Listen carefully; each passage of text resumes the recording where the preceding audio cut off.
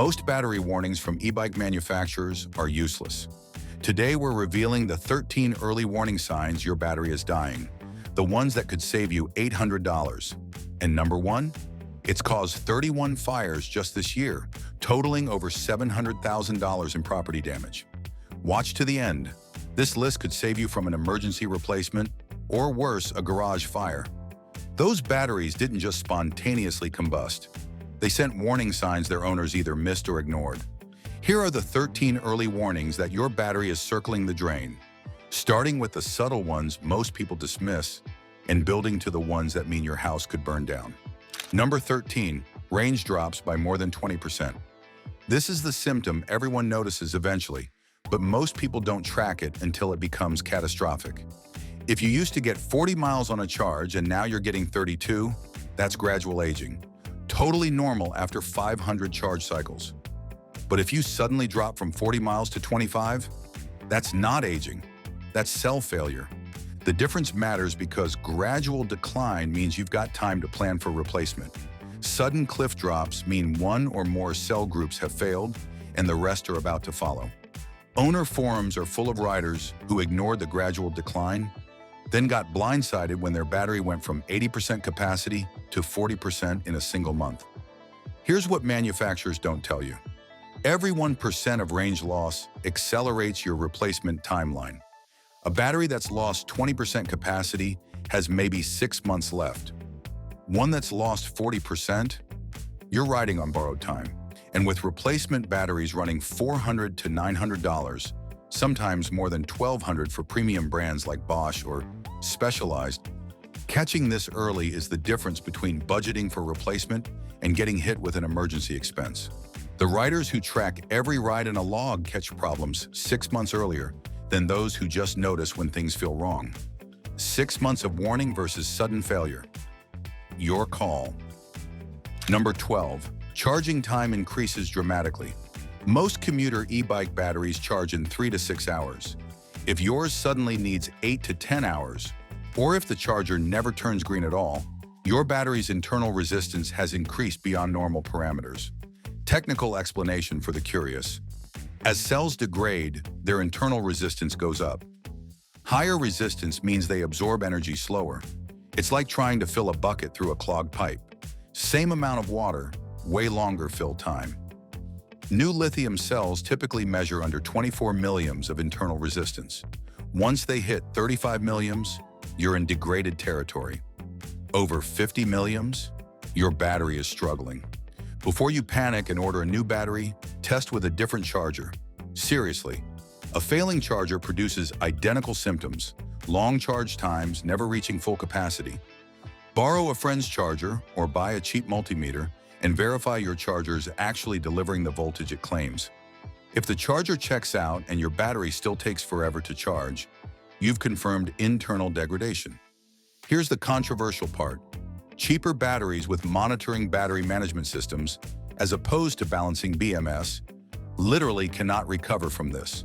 The monitoring BMS just watches cells die. The balancing BMS actively tries to fix imbalances by redistributing charge. You won't find this distinction advertised anywhere because budget battery makers don't want you asking which type you're getting. Number 11. The battery gauge acts drunk. Your display shows full charge. 2 miles later, it's at half. Another mile and it's dead. Or it shows 60% remaining, but the bike dies immediately when you twist the throttle. Welcome to the Cell Imbalance Show, where your battery gauge has been lying to you the entire time. What's actually happening? Your battery display shows the last known charge level, not real-time voltage under load. When cells are balanced and healthy, these numbers match closely enough that you never notice the difference. But when one cell group gets weak, the whole story changes. The display sees overall pack voltage and says 50%. The battery management system sees that weak cell group about to drop below minimum safe voltage and says nope, shutting down. Forum Gold from an owner of a juiced crosscurrent. Battery showed 49.2 volts and half the meter bars. Bike died at exactly 15 miles into every single ride. Not 14 miles, not 16, 15, like clockwork. That's not coincidence. That's a weak cell group hitting its voltage floor under load, triggering BMS shutdown to prevent permanent damage. This is often the first symptom riders actually notice, even though the underlying cell imbalance has been developing for months. By the time your gauge starts acting erratic, you're already deep into battery degradation. The good news? You've still got time to plan. The bad news? Not much time. Number 10. Walk assist works but throttle doesn't. This is an extremely specific symptom that tells you exactly what's wrong. High internal resistance causing voltage sag under load. Your battery can provide the low current needed for walk assist, maybe 5 to 10 amps. But when the motor demands high current for throttle or pedal assist, the voltage collapses. One owner on the electricbike.com forums documented this perfectly. Battery worked flawlessly on walk assist. Hit the throttle or engage pedal assist, instant death. Wouldn't even try to move. Unplug, replug, everything powers back on. Try again, same result. They spent 2 weeks diagnosing motor and controller issues before someone suggested swapping batteries. Different battery, problem gone. Original battery, problem back. Technical cause: when cells degrade, their internal resistance skyrockets. Remember those numbers from earlier? New cells under 24 milliamps degraded over 35, failing over 50. At 50 plus milliamps, even moderate current draw causes massive voltage drop. The BMS sees voltage sagging dangerously low and cuts power to protect the cells from permanent damage. What makes this symptom particularly insidious? It's often misdiagnosed as motor failure, controller failure, loose connections. Basically everything except the actual problem. Shops have been known to replace motors and controllers before someone thinks to test with a known good battery. Number 9. Reduced power. On hills you used to climb easily. This isn't about range anymore. This is about actual power delivery dropping off a cliff. That hill near your house you used to cruise up in high assist? Now your motor feels sluggish, the bike struggles, and you're actually pedaling hard on a 70-pound e-bike that's supposed to be helping you. Hills demand high current from your battery. When the motor needs to deliver torque for climbing, it pulls heavy amperage. Degraded cells with high internal resistance can't maintain voltage when the motor makes these demands. Same phenomenon as number 10. Voltage sag under load. But now you're feeling it in real-world performance, not just in walk assist versus throttle. The technical measurements behind this: a healthy cell might drop from 4.2 volts to 4.0 volts under heavy load. A degraded cell drops from 4.2 to 3.5. That's 0.7 of a volt difference across 13 cells in series? Your motor just lost over 9 volts of available power. No wonder it feels weak. This symptom often appears alongside number 10 because they are both manifestations of the same core problem. First, you notice the bike won't run on throttle. Then you realize it also struggles on hills. Then you understand you're pedaling a 70-pound bike with failing electric assist, which is somehow worse than just riding a regular bike. Number 8. Battery gets hot during normal riding. Batteries get warm during use. That's physics. But there's warm, slightly elevated temperature you can comfortably touch. And then there's hot. If your battery feels hot enough that you can't keep your hand on it comfortably, that's a warning. If it gets hot during charging, that's a bigger warning. If it gets hot when it's just sitting there doing nothing, stop using it immediately. What's happening? Internal resistance is converting electrical energy into heat instead of useful power. Remember that voltage sag issue? That lost energy doesn't just disappear, it becomes heat. And heat accelerates chemical degradation in lithium cells, which increases internal resistance further, which generates more heat. It's a self-perpetuating cycle that ends badly. The rad power fires should terrify you into paying attention to this symptom. 31 fires. Some of those batteries ignited while not charging, not in use, just sitting in storage. Heat buildup is the precursor to thermal runaway, which is the technical term for your battery catching fire and possibly exploding. If your battery is getting hot at rest, follow CPSC guidance.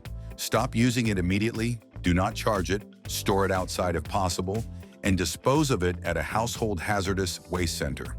Not regular recycling, not the battery drop box at the hardware store. HHW center only. These batteries are chemically unstable and need special handling. Number 7, rapid voltage drop under load. For riders with voltage displays on their bikes, this is the technical measurement behind symptoms 9, 10, and 11. Your battery shows 52 volts with no load. Hit the throttle and it drops to 46 volts. That's a 6-volt drop, which is catastrophic. Normal is 1 to 2 volts. Warning territory starts at 3 to 4 volts. One rider on electric bike review forums tracked this obsessively. Battery showed 49.2 volts at rest. Under load, it sagged to 48 volts and the bike died. BMS cutoff triggered. But here's the interesting part. After letting the battery rest for a few minutes, voltage recovered to 50 volts. The cells weren't dead. They just couldn't sustain current flow without dangerous voltage collapse. This is your battery literally gasping for air. The cells are trying to deliver power, but their internal chemistry is so degraded that current flow causes immediate voltage collapse. The BMS sees this and makes the only rational decision: shut down before permanent damage occurs. It's choosing between your ride and your battery's remaining lifespan, and it's choosing the battery. If you have multimeter access and know how to safely measure pack voltage, testing before, during, and after load tells you everything about your battery's condition. More than 4 volts of sag? Start shopping for replacements. Number 6, the battery won't charge past 80%. Your charger turns green at 80% and refuses to go higher. This is actually your BMS being protective. Some cells in your pack have already reached maximum voltage, while others are still low. The BMS stops charging to prevent overcharging the high cells, which would cause permanent damage or fire risk. Technical cause: cell imbalance. Individual lithium cells should all hit 4.2 volts simultaneously when the pack is fully charged. But manufacturing variations in usage patterns cause cells to drift out of sync. Eventually, some cells hit 4.2, while others are still at 3.9 or 4.0. The BMS detects this imbalance and shuts down charging. Here's where that monitoring versus balancing BMS distinction becomes critical. A cheap battery with monitoring BMS just accepts this situation and stops charging. You're permanently stuck at 80% capacity. A quality battery with balancing BMS will slowly redistribute charge from high cells to low cells, but this takes time. We're talking 10 to 12 hours on the charger, not the normal 3 to 6. Owner form advice that's both brilliant and slightly terrifying. Leave your battery on the charger for 10 to 12 hours, even after the green light comes on. The balancing BMS will keep working to equalize cells. Some forum members report success with this approach. Others point out the fire risk of leaving a potentially defective battery charging unattended for 12 hours. If you try this, do it outside. Number 5, sudden power cuts during riding. You're riding along normally and the bike cuts out completely. No power, no display, nothing. Sometimes it comes back after you stop and restart. Sometimes it doesn't. Often happens over bumps or under heavy load, like climbing hills. From the rider's perspective, this is terrifying and dangerous. From the battery's perspective, this is the BMS doing its job. What's actually happening? The BMS detects that a weak cell group is dropping below minimum safe voltage under load and initiates protective shutdown. It's not malfunctioning, it's preventing permanent damage to the cells. But that's cold comfort when you're suddenly coasting to a stop in traffic because your battery decided now was a good time for self-preservation. Real owner experience from the Bosch BMS Diagnostics Guide. Battery shows 60% charge on display. Rider hits a hill. Bike dies completely, won't restart. Display is blank. Wait 5 minutes. Suddenly everything powers back on, still showing 60%. What happened? Under the load of climbing, that weak cell group voltage dipped below the BMS safety threshold. BMS panic shutdown. After resting, voltage recovered enough for the BMS to allow power back on. Controversial take: your BMS is choosing between completing your ride and protecting the battery's remaining lifespan. It's choosing the battery every time. And there's nothing you can do about it except replace the battery or stop riding hills. Number 4, physical swelling or deformation. Any visible swelling means immediate danger. Cracks in the casing, bulges, a puffy appearance where the battery used to be smooth and flat. This is not a performance issue anymore. This is a safety crisis. Technical cause: internal chemical reactions are generating gas inside the cells. This happens from overcharging, overheating, physical damage, or just using low-quality cells that weren't built to handle the stress. The gas has nowhere to go, so it deforms the cell casing. If pressure continues building, the cell can rupture. Ruptured lithium cells catch fire spectacularly. CPSC guidance is crystal clear. Stop using immediately. Do not charge. Dispose at Household Hazardous Waste Center. Not eventually. Not after you finish this ride. Immediately. Multiple recalls specifically cite swelling batteries that later caught fire. The VEVI recall, the Fengst recall, both involved swelling batteries. Those companies issued recalls. Rad Power couldn't afford to. Your battery doesn't care about recall status when it decides to ignite. Make it a habit. Run your hands over your battery casing every month, checking for any irregularities in shape. Even slight swelling is serious. Lithium cells that swell are chemically unstable and cannot be repaired. Only replacement. Number 3, strange sounds or chemical smells. Popping sounds, hissing, buzzing, burnt plastic smell. Chemical odor you can't quite identify. These are not performance indicators. These are safety warnings that something has gone catastrophically wrong inside your battery pack.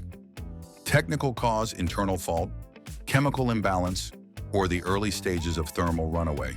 Popping and hissing specifically indicate gas generation, which we just established in number 4, is a precursor to cell rupture and fire. That chemical smell? Electrolyte leaking from damaged cells? That burnt plastic smell? Something inside the pack is literally burning. Here's the context that should terrify you. Multiple CPSC recall reports document owners reporting unusual smells and sounds hours before their batteries caught fire. Not days. Hours. This is your smoke alarm going off. The fire hasn't started yet, but it's coming. Some sounds are normal. The BMS clicking during cell balancing sounds like a quiet ticking. But hissing and popping are gas generation. Trust your instincts.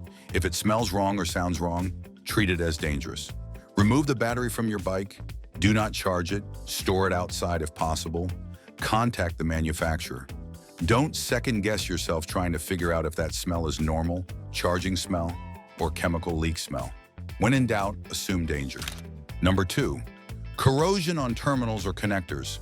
Green crusty buildup, white powdery residue, burn marks around the charging port or battery terminals. This indicates water intrusion, and water plus lithium cells equals disaster waiting to happen. Most e-bikes claim water-resistant ratings. Some even claim weatherproof. Owner forums tell a different story. Water intrusion shows up as the #1 cause of premature battery failure across brands and price points.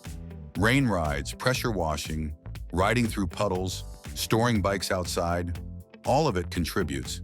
The seals aren't as good as manufacturers claim, and nobody's actually testing these ratings in real-world conditions over multiple years.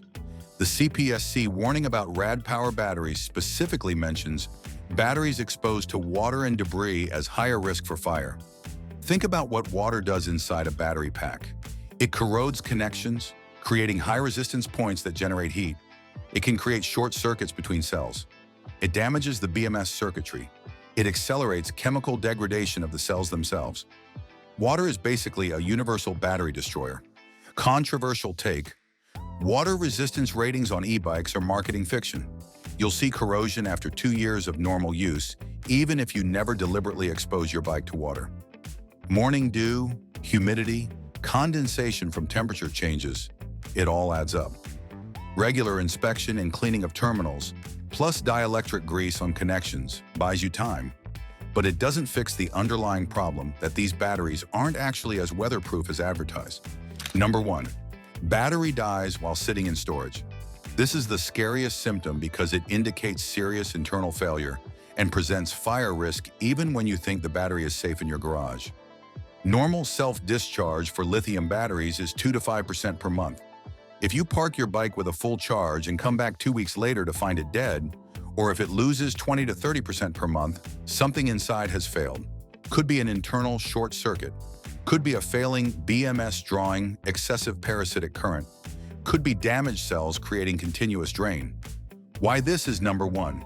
The RAD power fires occurred while batteries were not charging, not in use, just sitting in storage. $734,500 in property damage from batteries that were supposed to be safely stored. Those batteries had internal faults generating heat even at rest. Some owners probably noticed excessive self-discharge and thought it was annoying. Turns out it was life-threatening. From a practical standpoint, a battery that won't hold charge between uses is completely useless. You can't rely on it. You can't plan rides around it. It's already crossed from performance problem into total failure. And from a financial standpoint, this symptom means immediate replacement with no repair options. Internal shorts and failing BMS components cannot be fixed, only replaced. Some BMS designs have higher parasitic drain by design. The monitoring circuitry draws power continuously, but excessive drain indicates BMS failure or internal faults that are generating heat and consuming power even when the battery appears off. Either way, if your battery is dying in storage, it's telling you it's reached end of life and potentially dangerous end of life at that. These 13 symptoms don't appear overnight. They develop gradually, often over months, giving you plenty of warning if you're paying attention. The difference between catching signs early at number 13 versus ignoring them until number 1 is the difference between a planned $500 replacement and an emergency $900 replacement. Or the difference between an expensive repair bill and explaining to your insurance company why your garage burned down. Start tracking your range and charging time today. Check your battery model against the CPSC recall database. You can search saferproducts.gov. Do a visual inspection monthly for swelling, corrosion, or physical damage. Know your battery's age and approximate charge cycle count. Budget for replacement at the 3 to 5 year mark, even if symptoms aren't visible yet, because they're coming. The e-bike industry doesn't want you tracking these symptoms because it makes their range claims and longevity promises look bad. Too bad. An $800 battery replacement you can plan for beats an $800 emergency replacement when you're stranded 15 miles from home. And it definitely beats a fire. Want to maximize your battery's lifespan and catch problems even earlier?